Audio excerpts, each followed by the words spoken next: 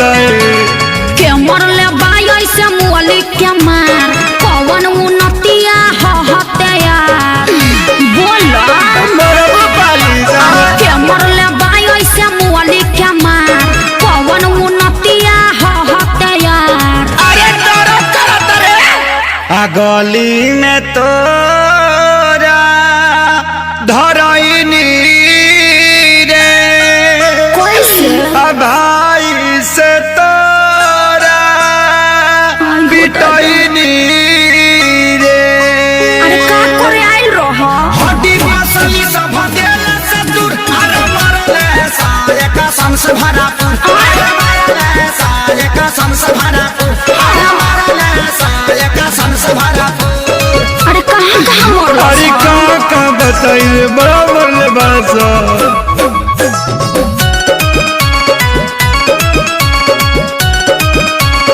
मुँह खोला होट बलेटवा खिया दी अब नया राजा हरदी पिया दी। ढेर तालिस मरब नहीं झरला पनु न दारा बात मीठा मीठा जानी कारा।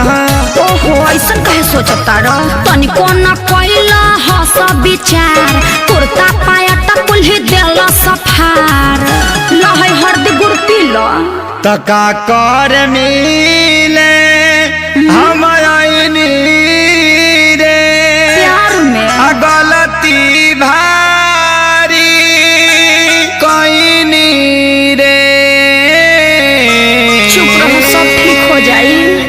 पूछा करू अब तू हर दिला गुड़ अरे मरले सारे कसम से भरा अरे मरले सारे कसम से भरा अरे मरले सारे कसम से भरा। अरे चुप रह चलो भोका माइस के सुई दिबा दी।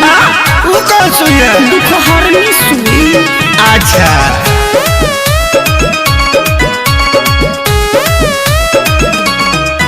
मरल सन जैसे मारे कसाई पापी हो बड़ी बड़े सभाई जनता रे खेसारी सभन के सब खेला है बचन के माने के नहीं मोहब्बत में हार ठीक नहीं कोई सभाई हमार। अरे हेंगा कोई मारेला अरे इज्जत अपन हम लुटैनी रे आ सोनू के बात में पड़क गईनी रे। रहे के बायब तो तोरा से दूर अरे मरले सारे कसम से भरा। अच्छा चुप रह। मरले सारे कसम से भरा अरे मरले सारे कसम से भरा। अरे बाप रे बाप दर्द होता। अरे लावा अमर लाता के पाता साट दी।